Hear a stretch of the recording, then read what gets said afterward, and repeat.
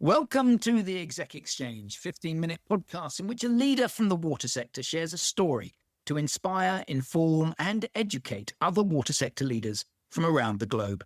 My name is Piers Clark, and my guest today is Mr. Ernie Lau, Chief Engineer and Managing Director at Honolulu Board of Water Supply. Ernie, it's wonderful to connect with you again. I'm glad to be here, Piers. Aloha. Now, we actually did a podcast with you 6 months ago. It was our special 50th podcast where you talked about the Red Hill spill disaster. And this podcast is to have a bit of an update on what's happened with Red Hill, but also to talk about some of the other challenges that you're facing in Honolulu. So can we have a little bit of your background? Can you summarize in 30 seconds Ernie Lau's career to date? I've always been in public service. This year, I'll make 47 years working for a government agency. I'm a civil engineer by training, went to the University of Hawaii here in Honolulu, Hawaii, and very privileged to take on this role as the manager and chief engineer of the Honolulu Board of Water Supply. Excellent. Now, on our 50th episode, you talked about the Red Hill oil spill. Ernie, for the benefit of listeners who didn't hear the previous episode, could you just summarize the situation at Red Hill, please? The Red Hill Fuel Storage Facility is an underground fuel storage facility built by the U.S. Navy. 20 large tanks constructed in place, 250 feet high and 100 feet in diameter, and each could hold 12.5 million gallons of fuel. They're vertically oriented. The bottoms of the tanks are only about 100 feet above the top of the sole source drinking water aquifer. It was built during the time of preparation for war and put into operation in 1943. And there were two incidents where you had contamination of the water supply. The first spill that I became aware of was back in January of 2014. That was a spill around 27,000 gallons of jet fuel.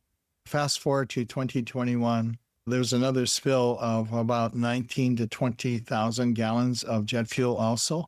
And in this case, it actually contaminated their drinking water source called Red Hill Shaft, which is actually built in place with the rest of the fuel facility. So the spill that occurred in November of 2021 was right above their drinking water source for Joint Base Pearl Harbor Hickam. It eventually very quickly, probably within a few weeks or even days, seeped down through the porous volcanic rock, got into their drinking water source, which taps the aquifer, and it was pumped into their water system, a system that they operate that serves nearly 100,000 people. And they basically were exposed directly on base with jet fuel contaminated drinking water. They bathed in it. They cooked with it. They were made sick by it. Unfortunately, it's a very sad situation where the Navy service personnel and also their families were exposed directly with fuel-contaminated drinking water. Do I hear you correctly there? The population affected by this was 100,000. So it's not just a small community. This is a big part of the Honolulu community. I would say this is maybe around 10% of the population of the island. The Navy's water system is separate from the Board of Water Supply system, fortunately, but 100,000 people is the equivalent of the population of Flint, Michigan, where you heard in the past about the lead-contaminated drinking water. I am very grateful the Navy and the Secretary of Defense at the time, Lloyd Austin Jr., made the decision to shut down this fuel facility, which had been in operation for over 80 years. And they defueled or removed the fuel. They actually, in that defueling, took out 114 million gallons of fuel. And right now, they're in process of cleaning all the tanks that contain residual fuel and sludge and removing about 10 miles of steel pipe that carried fuel to and from this facility, which is about 3 miles inland from Pearl Harbor, from the dock where the ships would come up, unload, and load up with fuel. And do you think this is going to solve the problem? Do you feel reassured these actions mean that this won't repeat? Hopefully it won't repeat. And I would feel much more comfortable if they filled all these 20 tanks with concrete, and that would make it even more difficult to try to restore the facility. And by removing 114 million gallons of fuel out of the facility, they took away the largest threat of having all that fuel exist in World War II vintage tanks with quarter-inch steel plate liners that were corroding, have that sit right above our drinking water resource, our underground aquifer.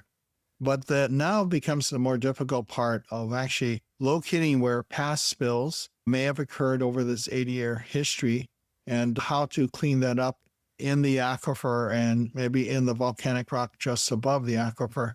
Because remember, it could act like a sponge and hold releases of past contaminants in this facility. One estimate is maybe at least 1 million up to 2 million gallons of fuel might have been released. And that's only what little we know about this facility. There's probably a lot of information that we have not been given access to that might make the problem even worse. Yeah, well, you didn't know that Red Hill existed. Yeah, it was declassified, I think, in 1995. So up to then, it was basically a very secret facility, not made available to the public. Now, I want to move on to some of the other challenges and opportunities that you face in Honolulu. But before we do, is there a figure that is bandied around as to how much this has cost and who bears that cost? Right now, it's our federal government. So ultimately, it's taxpayers across the U.S. are paying for this through their taxes. But at the time, they were called the Department of Defense. Now they're the Department of War. One estimate is that perhaps up to $2 billion has been spent and will be spent on this facility to address the contamination event. They are planning right now to install treatment systems, water treatment systems for 2 of their sources. Their Red Hill shaft, which is the one that contaminated the whole base drinking water system, and also the Navy Aiea lava shaft. And the estimated cost, I think, for the Red Hill shaft alone, for petroleum and for PFAS, is around $505 million for that water treatment system. I really insisted that they test for PFAS after they spilled PFAS concentrate liquid 1 year after the 2021 event at the Red Hill facility. Wow. And sorry, the PFAS spill was a separate incident that happened 12 months after the Red Hill spill. Yeah. So the first petroleum release that contaminated their water system occurred in November of 2021. And about 1 year later, the following November of 2022, this being an underground fuel storage facility, they had a AFFF or aqueous film forming foam system to fight petroleum fires. That AFFF system contained PFAS in it.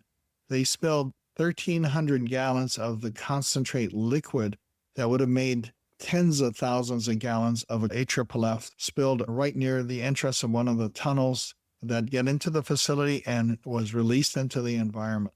And that 1,300 gallons has not been recovered. I remember writing a letter to the Secretary of Defense asking them to test for PFAS at all their monitor well locations or their test well locations at the Red Hill facility. They've started that effort, and unfortunately, they're finding PFAS contamination not only near that tunnel entrance where the spill of AFFF concentrate occurred, but they're finding it around the tunnel entrance to get to the Red Hill shaft area. They're finding it in different locations on their property and off their property. Petroleum was our initial concern, and now it's also forever chemicals from this facility. This is heartbreaking. I'm 11 hours time difference from you in London. And many people around the world look to Hawaii and think of it as a paradise. And your paradise is being polluted and destroyed. It must be heartbreaking for you. You know, Piers, when the AFFF concentrate liquid spill occurred, I got a call from one of the Navy's admirals, and I appreciated that person calling me. He was even out of state, but he called me to alert me of that spill. I'll tell you, that night I couldn't sleep. And early in the morning from my home, which is miles away from the Red Hill facility, I could almost hear a woman weeping coming from the Red Hill area, crying over the damage, the hurt that had been inflicted upon the freshwater resources of the area. In Hawaii, freshwater resources are very important to our native Hawaiian people, our Kanaka Maoli. It is culturally important, and it's part of their belief system. Vai in Hawaiian is the word for water. Vai is the word for wealth or abundance in Hawaiian.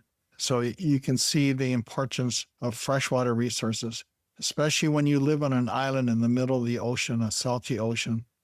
Just to be clear, no one who is claiming that this isn't their responsibility. The people who made these spills are holding their hands up and moving forward. That at least is something to cling to, I assume. That is correct. They are still subject to the regulations of the federal government, the U.S. EPA, Environmental Protection Agency, and our own Hawaii State Department of Health.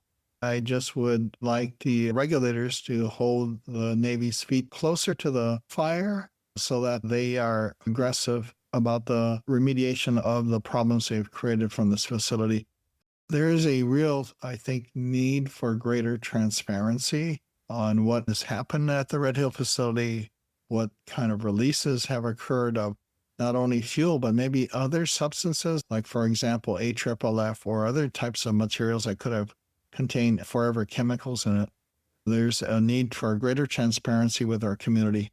We are in an intergenerational effort here. This is not going to end with my generation, but it'll go on to the generations to come, because these resources, these freshwater resources that have been damaged, are what we call in Hawaii public trust resources. They don't belong to any individual, private company, or even a federal entity like the Department of War. They belong to the people of Hawaii, and they're held in trust to be protected and preserved for the benefit of the people of Hawaii. And that's in our state constitution. Excellent. Ernie, we always finish by asking people a personal question. You might remember last time I asked you the question, if you could go back in time, what advice would you give your younger self?